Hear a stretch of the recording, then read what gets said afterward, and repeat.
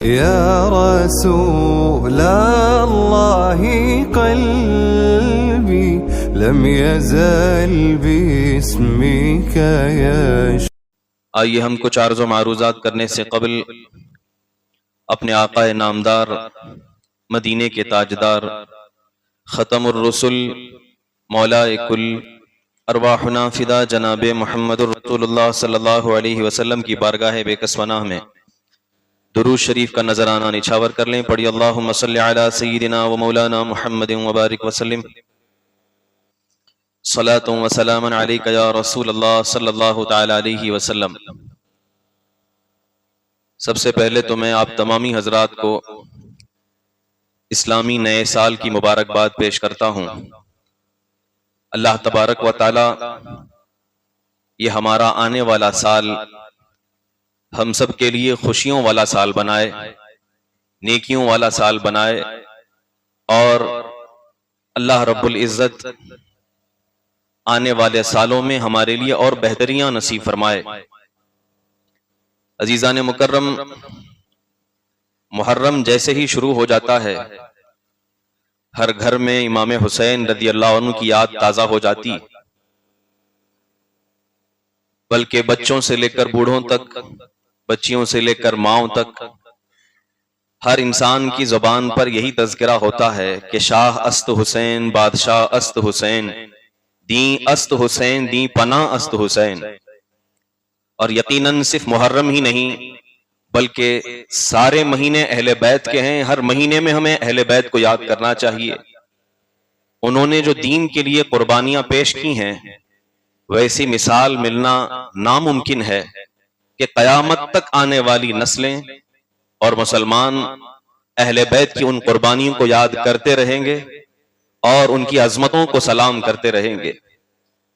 عزیزان مکرم، آج میرا عنوان سیدوں کو لے کر ہے. خاص طور پر ہندوستان میں کچھ سادات کی ایسی آمد ہوئی اور اس طرح ہندوستان کا تعلق عرب سے جڑ گیا کہ پھر ہندوستان جو کفرستان تھا، جہاں پر بت پرستی دنیا میں سب سے زیادہ عام تھی، اچانک ایسی تبدیلی آتی ہے کہ آج پوری دنیا کے اندر سب سے زیادہ نماز پڑھنے والی ایکٹیو مسجدیں اگر کہیں پائی جاتی ہیں تو ہمارے ملک ہندوستان میں پائی جاتی ہیں. تقریباً 3 لاکھ سے زیادہ ایکٹیو مسجدیں ہندوستان میں ہیں. اتنی کثرت سے مساجد دنیا کے کسی خطے میں نہیں ہیں. اور کیوں نہ ہو اس ملک کے اندر سیکنڈ لارجسٹ ریلیجن اگر کوئی ہے تو وہ مذہب اسلام ہے. اور اسلام کو ہم تک پہنچانے والوں میں کس کا کردار رہا ہے؟ اگر آپ تاریخ اٹھا کر پڑھیں گے، کاسر گوڑ سے ایک صحابی کا نام آئے گا، اور اگر کبھی آپ دیکھیں گے پورے ہندوستان کے راجا میرے خواجہ کا نام آئے گا، سیدی داتا علی حجویری کا نام آئے گا، خواجہ نظام الدین اولیاء کا نام آئے گا.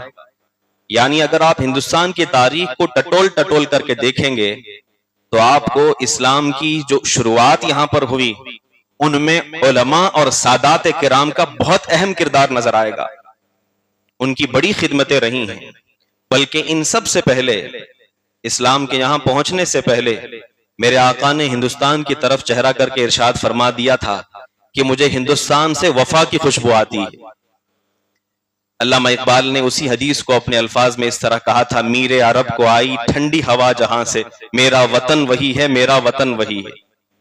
ہمیں فخر کرنا چاہیے اس ملک میں رہنے پر کہ اللہ نے ہمیں ایسے ملک میں پیدا فرمایا کہ جہاں سے ایک ٹھنڈی خوشبو آئی ہمارے آقا صلی اللہ علیہ وسلم.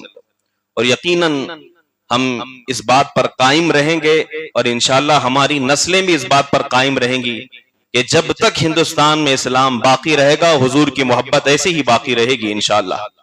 اور ہم دعا کرتے رہتے ہیں کہ قیامت تک ہمارے آنے والی نسلیں رسول پاک کی محبت میں گم رہیں، انہی کی یاد میں مست رہیں. بس اللہ تعالی ہمیں وہ صحیح پاک نسلیں عطا فرمائے. عزیزان مکرم، اگر آپ دیکھیں گے ہندوستان کا تعلق جو عرب سے جڑا ہے ان میں ہمارا ایک اسٹیٹ سب سے زیادہ مشہور رہا ہے جس کا تعلق عرب سے ہے، جسے ہم کیرلا کے نام سے جانتے ہیں. کیرلا ایک ایسا اسٹیٹ ہے کہ جہاں کی زبان ملیالم بولی جاتی ہے اور وہ ہمارے اردو سے قدرے مختلف ہے. جس کی وجہ سے وہاں کے لوگوں سے زیادہ شناسائی لوگوں کو نہیں ہے، جان پہچان نہیں. یہی وجہ ہے کہ وہاں کی تاریخ سے بہت سارے لوگ نابلد ہیں، معلوم نہیں. میں آپ کو بتاؤں، اسلام کی سب سے پہلی آمد 1400 سال پہلے اگر ہندوستان میں ہوئی ہے تو کیرلا کی سرزمین پر ہوئی. اور آپ ویکیپیڈیا پڑھ کر کے دیکھ لیں، میں خود جب پڑھا تو تعجب ہوا، کیرلا کا نام کیرلا کیسے پڑا؟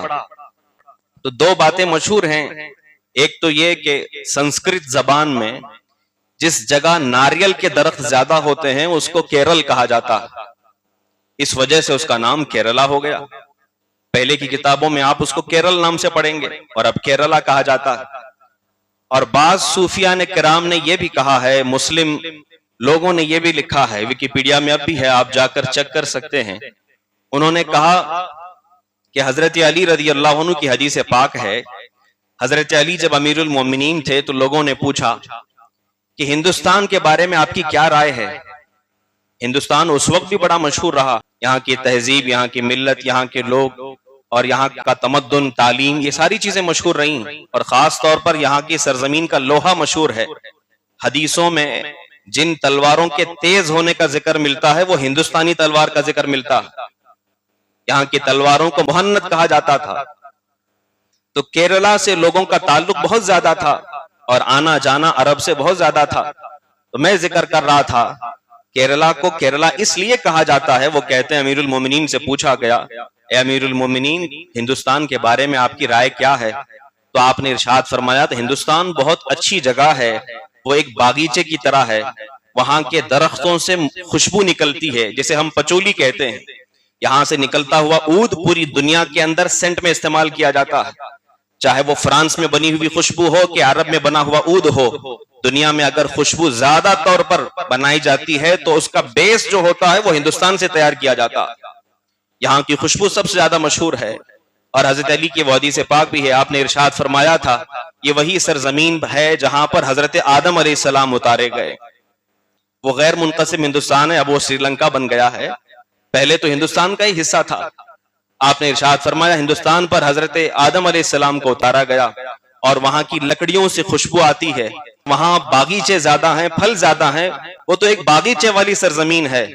اللہ اکبر. تو لوگوں نے کہا کہ جہاں پر اس قدر خیر ہو، بھلائی ہو، تو اسے کہا جائے گا کہ وہ ہندوستان نہیں بلکہ خیر اللہ ہے.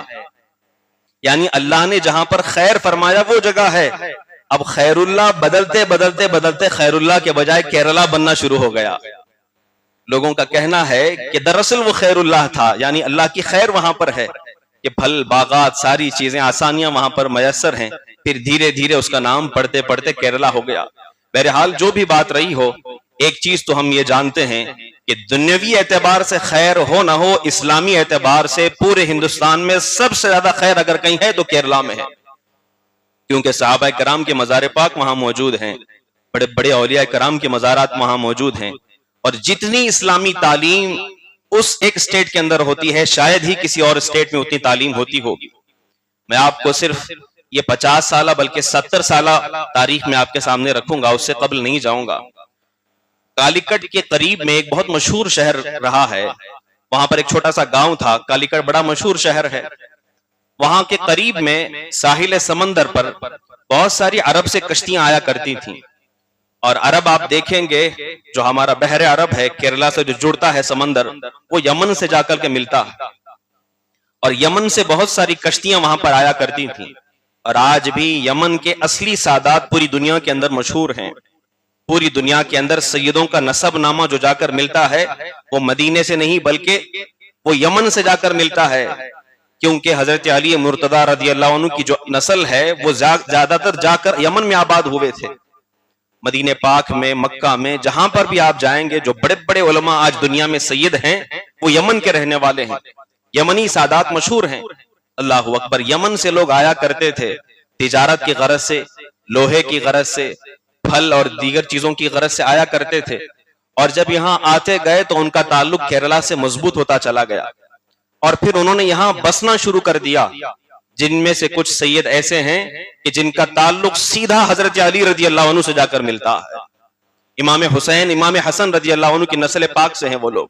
اللہ اکبر. ان میں سے ایک بہت بڑے بزرگ گزرے ہیں جن کا نام جلال الدین احمد بخاری رحمۃ اللہ تعالی علیہ. تقریباً آج سے 400 سال یا 500 سال قبل تشریف لائے اور بڑے زہد و تقوی کے مالک، بڑے عالم، بڑے صوفی. انہوں نے وہاں پر دین اسلام کی اشاعت کی، اور اس زمانے میں وہاں پر کرسچن لوگوں کا بہت زیادہ دبدبا تھا. وہ لوگ پیسے دے کر کے لوگوں کو کنورٹ کر دیا کرتے تھے اپنے مذہب کے اندر، اور اب بھی ہوتا ہے.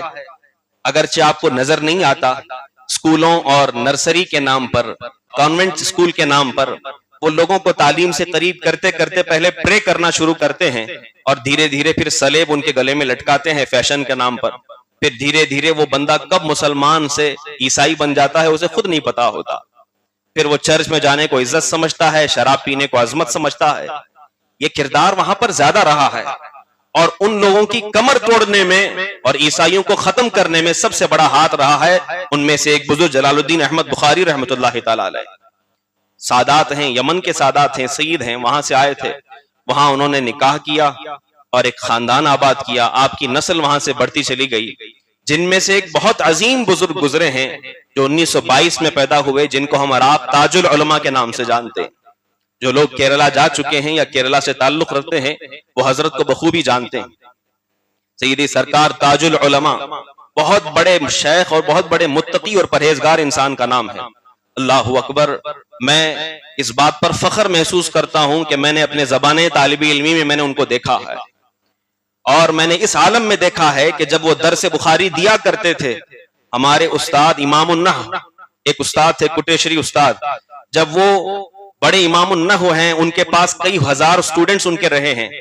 جب تاج العلماء پڑھانے کے لیے بیٹھا کرتے تھے تو یہ سارے علماء شاگرد بن کر کے ان کے پاس بیٹھا کرتے.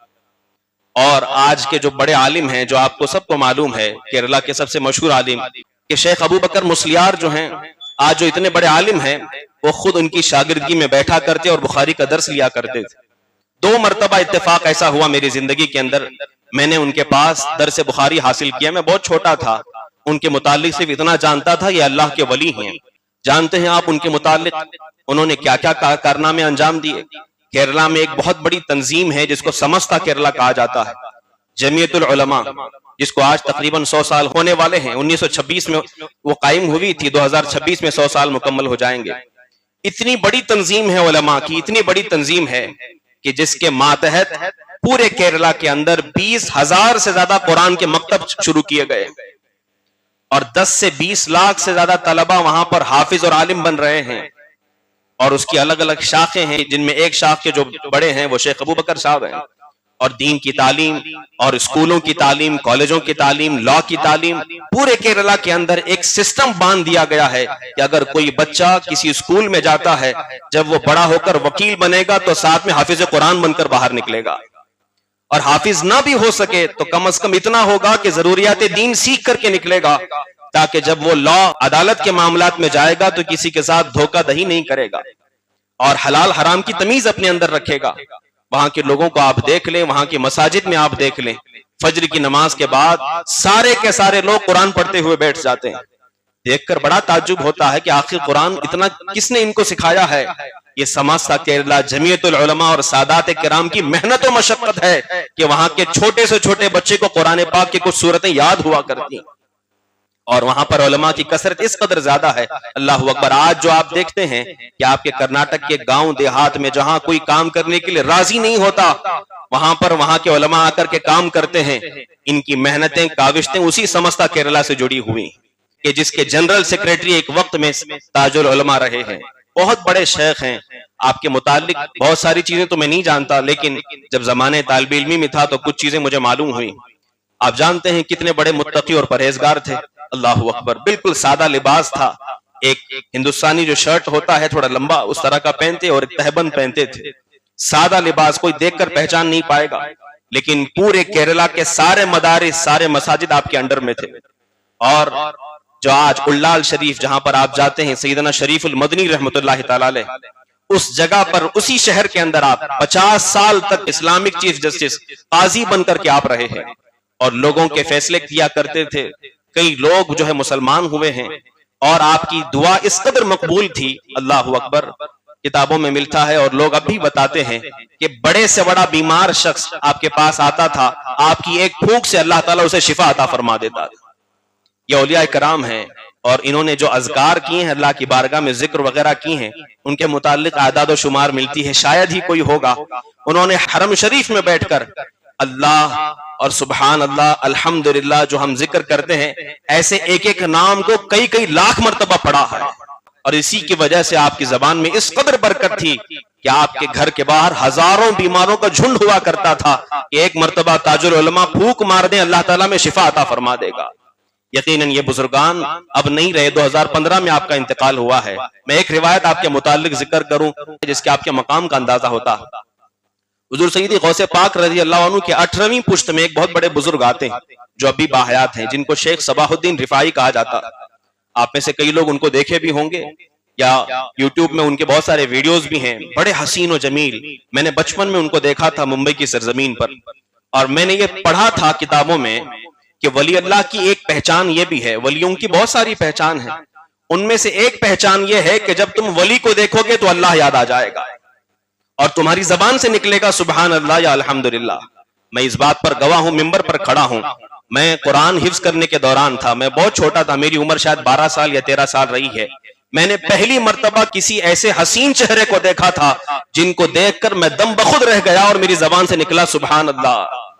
اور جب لوگوں سے پوچھا تو لوگوں نے بتایا کہ یہ حضور غوث پاک کے 18ویں پشت میں سے ہیں، ان کا نام صباح الدین رفاعی ہے، بہت بڑے بزرگ ہیں۔ اللہ اکبر۔ انہیں کیرلا دعوت دی گئی تھی، اور کیرلا ان کا آنا جانا رہا ہے عرب کے علماء کا۔ آئے تھے، ایک مرتبہ ایک ایسا پروگرام ہوا تھا جس میں تاج العلماء جو ہے سرپرستی فرما رہے تھے اور آگے تھے، اور شیخ صباح الدین رفاعی ان کی کرسی بغل میں لگائی گئی تھی۔ شیخ صباح الدین رفاعی نے جب دیکھا کہ میرے بازو میں تاج العلماء بیٹھے ہوئے، تھوڑا سا ان کے چہرے پر کشمکش ہوئی۔ کچھ دیر کے بعد انہوں نے کہا کہ میری کرسی تھوڑا پیچھے لگا دے، میں پیچھے جا کر بیٹھ جاؤں۔ لوگوں نے کہا آپ غوث پاک کے خاندان سے ہیں، سید خاندان سے ہیں، اتنے بڑے ہیں، آپ کو تو آگے ہونا چاہیے، آپ پیچھے کرنے کی بات کر رہے ہیں۔ کہا نہیں۔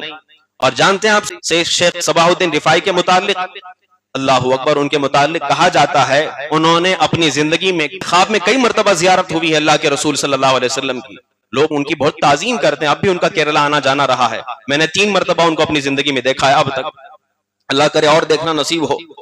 عزیزان مکرم، جب وہ آئے تو لوگوں نے کہا آپ کو تو رسول پاک کی زیارت ہوئی ہے، آپ کا مقام بہت بلند ہے، آپ بازو میں بیٹھی تاج العلماء کے۔ انہوں نے کہا نہیں۔ لوگ بار بار اصرار کرنے لگ گئے، تب انہوں نے کہا، اکیلے میں جا کر کہا میں تمہیں ایک بات بتاتا ہوں جو آپ کے انتقال کے بعد مشہور ہوئی۔ کہا کہ میں نے دیکھا ہے رسول پاک صلی اللہ علیہ وسلم کو کئی مرتبہ خواب میں، لیکن جس محفل میں صحابہ کرام اولیاء کرام حضور تشریف فرما ہوتے، اسی محفل میں بیٹھے ہوئے میں نے تاج العلماء کو کئی مرتبہ دیکھا ہے۔ میں اس چہرے کو پہچانتا ہوں، یہ بہت بڑے ولی ہیں، بہت بڑا مقام ہے ان کا۔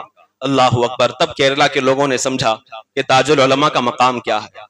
آج جو اگر آپ دیکھتے ہیں کہ ثقافت السنیہ جامعہ سعدیہ عربیہ یا اس کے علاوہ اور بھی ادارے جہاں پر ہزاروں لاکھوں کی تعداد میں لوگ علم حاصل کر رہے ہیں، تو یہ تاج العلماء کی ایک شاخ کی بنیاد پر ہے، ایک محنت کی بنیاد پر ہے۔ ایسے ہزاروں مدرسے کیرلا کے اندر موجود ہیں جہاں پر لوگ علم حاصل کر رہے ہیں، اور لوگ جو ہے تعلیم و تربیت سے آشنا ہوتے چلے جا رہے ہیں۔ آپ جانتے ہیں مجھے ذکر چھیڑنے کی ضرورت کیوں پیش آئی؟ جب آپ کا انتقال ہونے والا تھا، آخری وقت تھا، 2014 کی بات میں کہہ رہا ہوں، 2015 میں آپ کا انتقال ہوا ہے۔ آپ کے انتقال سے قبل آپ نے اپنے بیٹوں میں سے بڑے بیٹے جن کا نام سید فضل، ان کو آپ نے اپنا جانشین بنایا اور کہا کہ میرے بعد یہ میرا بیٹا جو ہے قاضی کے منصب پر فائز رہے گا اور لوگوں کے دکھ درد دور کرے گا، تکلیفوں کو دور کرے گا، بیماروں کو اللہ کے حکم سے اور اللہ کے کرم سے جو ہے شفا دے گا۔ اللہ اکبر۔ ان کے بیٹے سید فضل جو ہے بخاری رحمت اللہ تعالی علیہ اب تک باحیات تھے، ابھی 2-4 دن پہلے ان کا انتقال ہوا، جن کو کرت تنگل کے نام سے پورے کیرلا میں جانا جاتا ہے۔ بہت بڑے سید صاحب تھے۔ میں نے حال ہی میں تقریباً 1 یا 1.5 سال پہلے ان کی دعاؤں پر آمین کہا ہے، اور آپ کے بارے میں مشہور ہے، پورے کیرلا کے علماء کہتے ہیں کہ جب باپ تاج العلماء جیسے ہوں تو بیٹے کیسے ہوں گے۔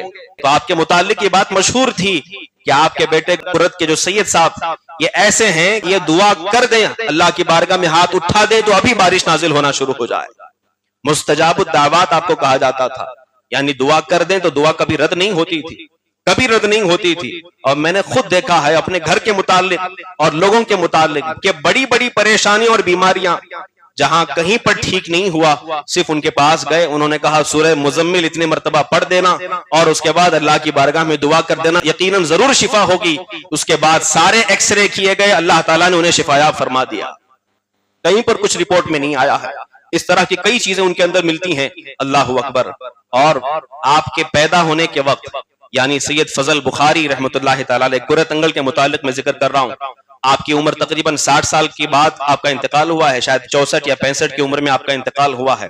50 سال قبل, آپ کے ابھی بڑے ہونے سے قبل, ایک بہت بڑے بزرگ ہیں کیرلا کے جن کو سی ایم ولی اللہ کے نام سے جانا جاتا ہے, انہوں نے کہا تھا اس گاؤں میں, کرت اس گاؤں کا نام ہے, انہوں نے کہا تھا کہ اس سرزمین پر ایک اللہ کا ایسا ولی آئے گا کچھ سال کے بعد کہ جس کے پاس لوگ صرف اپنے پانی پر پھونک مارنے کے لیے لوگ آئیں گے, لوگ آئیں گے دم کروانے کے لیے, اور وہ اللہ کا ایک ایسا نیک ولی ہوگا کہ اللہ تبارک و تعالیٰ اس کی برکت سے یہاں کی مٹی میں بھی شفا رکھے گا, اور لوگ یہاں آنا پسند کریں گے, دعا لینا پسند کریں گے.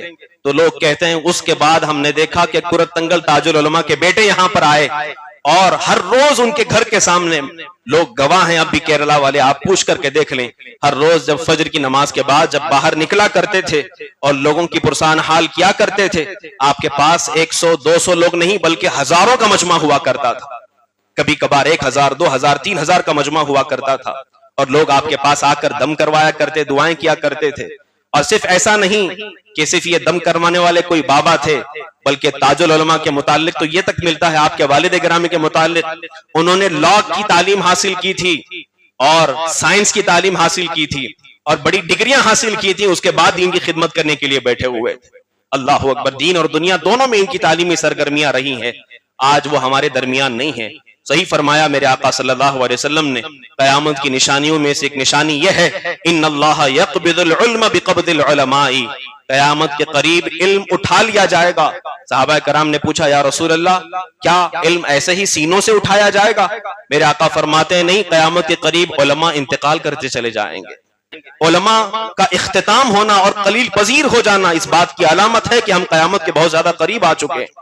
یہ ایسے حسین چہرے اور عظیم سادات ہمارے درمیان نہیں رہے, ان کا وصال ہو چکا ہے. اللہ اکبر. ان کی تربت پر رحمتوں کی بارشیں فرمائے, کروڑوں رحمتوں کا نزول فرمائے.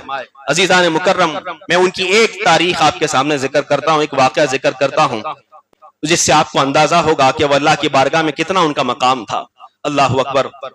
ایک شخص تھا, میاں بیوی کا جوڑا تھا, تقریباً 25 سال سے ان کے گھر اولاد نہیں تھی, 25 سال سے ان کے گھر اولاد. ایسے ہزاروں واقعات ہیں, میں ایک ذکر کر رہا ہوں آپ کے سامنے. 25 سال سے ان کے گھر میں اولاد نہیں تھی, اولاد کے لیے بڑی کوششیں کی, لیکن ان کا عقیدہ اتنا مضبوط نہیں تھا کہ کسی کے دم کر دینے سے, کسی کے دعا کر دینے سے ٹھیک ہوگا. بعض لوگ ہوتے ہیں اور سمجھتے ہیں کہ صرف اللہ تعالیٰ سے ہوگا, یقیناً ہوگا, لیکن اللہ تبارک و تعالیٰ مسبب الاسباب ہے, کسی نہ کسی سبب کے ذریعے سے تمہیں ٹھیک کرتا. اللہ شفا دینے والا ہے, لیکن ڈاکٹر کی گولیوں سے تمہیں شفا ملتی ہے, یعنی سبب ڈاکٹر بنتا ہے, شفا دینے والا اللہ ہی ہے. اس لیے جب ہندو ڈاکٹر تمہیں اپنی گولیوں سے ٹھیک کر سکتا ہے تو کیا اللہ کا ایک نیک ولی اپنے دم کرنے سے تمہیں ٹھیک نہیں کر سکتا؟ پھر یہ عقیدہ لوگوں کے اندر کیسے آ جاتا ہے کہ ان کے پاس دم نہ کرواؤ ٹھیک نہیں ہوگے؟ یقیناً اللہ مسبب الاسباب ہے, اگر وہ چاہے بنا کسی ڈاکٹر کے, بنا کسی پھوک کے تمہیں ٹھیک کر سکتا ہے. لیکن اللہ کا نظام ایسا ہے کہ اگر تمہیں تعلیم بھی دے گا تو استاد کے ذریعے سے, تربیت بھی دے گا تو ماں باپ کے ذریعے سے, بیماری سے ٹھیک کرے گا تو ڈاکٹر کے ذریعے سے, اور تمہیں شعور دے گا تو معاشرے کے بڑے لوگوں کے ذریعے سے دے گا. یہ اللہ تبارک و تعالیٰ کا نظام ہے, یہ دنیا کا نظام ہے. یقیناً میں یہ ذکر کر رہا تھا, 25 سال سے ان کے یہاں اولاد نہیں تھی. لوگوں نے کہا کہ ایک مرتبہ چلے جاؤ, جا کر کے ان کے پاس دعا کر لو, ہو سکتا ہے ان کی دعا سے جو ہے تمہیں اولاد نصیب ہو جائے. وہ گئے, انہوں نے سوچا کہ جائیں گے تو ایک بڑی تعویذ لکھ کر کے دیں گے اور گھر میں لٹکانا رہے گا, یا پھر کچھ لکھ کر کے دیں گے. اللہ اکبر. گرہ تنگل سید صاحب جو ہیں, سید فضل تاج العلماء کے بیٹے, اس قدر بزی اور مصروف رہا کرتے تھے دین کے کاموں میں کہ آپ کے پاس وقت ہی نہیں ہوا کرتا. میں نے دیکھا ہے بڑے بڑے آپریشن کے لوگ آتے اور پانی کی بوتل سامنے رکھتے, وہ صرف پھونک مار دیا کرتے تھے اور چلے جایا کرتے تھے. یہ لوگ جب آئے, گھر کے پاس آئے, کہا کہ 25 سال سے اولاد نہیں. کہا ٹھیک ہے پانی لاؤ, پانی دے دیا گیا, اس پر دم کر کے پھونک دیا, کہا ٹھیک ہے لے جاؤ. ان دونوں کے دل میں ایک عجیب سی ہیبت طاری ہو گئی. انہوں نے سوچا ہم تو ہندوستان کے باہر سے آئے ہیں, وہ کیرلا کے ہی رہنے والے تھے لیکن ہندوستان کے باہر رہتے تھے. انہوں نے کہا ہم اتنی دور سے آئے ہیں اور ہمیں 5 منٹ بھی بیٹھنے کا موقع نہیں ملا. اور کوئی تعویذ بھی لکھ کر کے نہیں دیا، بس پانی پر دم کر دیے اور ایسے ہی واپس لے کر کیا گئے۔ اللہ اکبر، وہ پانی لائے اور بے خیالی میں انہوں نے سوچا کہ کوئی ایسے ہی بابا ہیں جس کی وجہ سے ہمیں کچھ ہوگا نہیں، وہ پانی اپنے گھر کے باہر پھینک دیا اور پھینک کر کے واپس چلے گئے۔ یاد رکھو، اللہ کے جو نیک بندے ہوا کرتے ہیں ان کا قدم جب آگے بڑھتا ہے تو اللہ کی مرضی کے بغیر نہیں بڑھتا ہے۔ حدیث قدسی ہے، من کان للہ کان اللہ لہ، جو اللہ کی محبت میں فریفتہ ہو جاتا ہے، دیوانہ ہو جاتا ہے، پھر اللہ تبارک و تعالیٰ اس کی محبت لوگوں میں بٹھا دیتا ہے، پھر اللہ اس کا ہو جاتا ہے۔ کام وہ کرتا ہے لیکن قدرت اللہ کی کر رہی ہوتی ہے، نگاہ اس کی ہوتی ہے لیکن بصارت اللہ کی طرف سے ہوا کرتی۔ اللہ اکبر، انہوں نے جب پانی پھینک دیا، پھینک کر کے چلے گئے۔ یہ کیرلا کے کئی لوگ یہ بات کہتے ہوئے آپ کو ملیں گے، رات کے وقت میں بچے کی رونے کی آواز آنے لگ گئی، بچے کے رونے کی آواز، سسکنے کی آواز۔ بیوی نے اٹھایا، شوہر کو کہا کہ کہیں سے بچے کی آواز آ رہی، دیکھو کہاں سے۔ تو جا کر کے دیکھا تو جس جگہ انہوں نے پانی گرایا تھا وہاں سے وہ بچے کے رونے کی آواز آ رہی تھی۔ اللہ اکبر، یقیناً یہ بزرگان دین بہت عظمتوں کے مالک ہیں۔ بعد میں جب انہیں بتایا گیا کہ بہت بڑی غلطی ان سے ہو گئی ہے، دوبارہ سید فضل احمد بخاری رحمۃ اللہ علیہ کے پاس جب واپس گئے، جا کر کے انہوں نے کہا کہ ہمارے ساتھ یہ معاملہ پیش آیا ہے، ہمیں معاف کر دیں۔ انہوں نے کہا اللہ کے حکم سے تمہیں اولاد دی گئی تھی لیکن تم نے اس اولاد کو ضائع کر دیا، تم نے ضائع کر دیا اور اسے پھینک دیا ہے۔ اب اگر اللہ چاہے تو تمہیں اولاد عطا فرمائے گا اور اگر نہیں چاہے تو تمہیں اولاد نہیں ہوگی۔ اللہ اکبر، یہ بزرگان دین ہیں، یہ عظیم لوگ ہیں کہ جن کا آج ہمارے درمیان نہ ہونا ہمارے لیے قیامت کی ایک علامت بن چکا ہے۔ اللہ تعالیٰ ان کی رحمت پر کروڑوں رحمتوں اور انوار کی بارشیں فرمائے۔ ایسے سادات، ایسے علماء اب بھی ہمارے درمیان ہیں، ان کی قدر کریں، ان کی عزت کریں، ان کا احترام کریں اور اپنے بچوں کے اندر سیدوں کی محبت ڈال کر کے رکھیں اور کہیں کہ تیری نسل پاک میں ہے بچہ بچہ نور کا، تو ہے عین نور، تیرا سب گھرانہ نور کا۔ یقیناً امام حسین نے جو خدمتیں انجام دی، قیامت تک اہل بیت اعظام ان کی اولاد کے جو لوگ رہیں گے، جب بھی دین ہمارا ٹوٹنے کے قریب ہو جائے گا اہل بیت اعظام اس دین کو سنبھالنے کے لیے کہیں نہ کہیں سے ضرور تشریف لائیں گے۔ اور یقیناً ہم بھی دعا کرتے رہیں گے کہ اللہ تعالی ہمیں سیدوں سے محبت کرتے ہوئے زندہ رکھے اور انہیں سے محبت میں موت نصیب فرمائے اور قیامت کے دن امام حسین کے سائے میں ہم سب کو شفاعت نصیب ہو جائے۔ اللہ تعالیٰ سے دعا ہے ہمیں کہنے سننے سے زیادہ عمل کرنے کی توفیق عطا فرمائے، ہم سب کو ایمان اور سنیت پر قائم و دائم رکھے، اسی پر ہم سب کا خاتمہ بالخیر فرمائے۔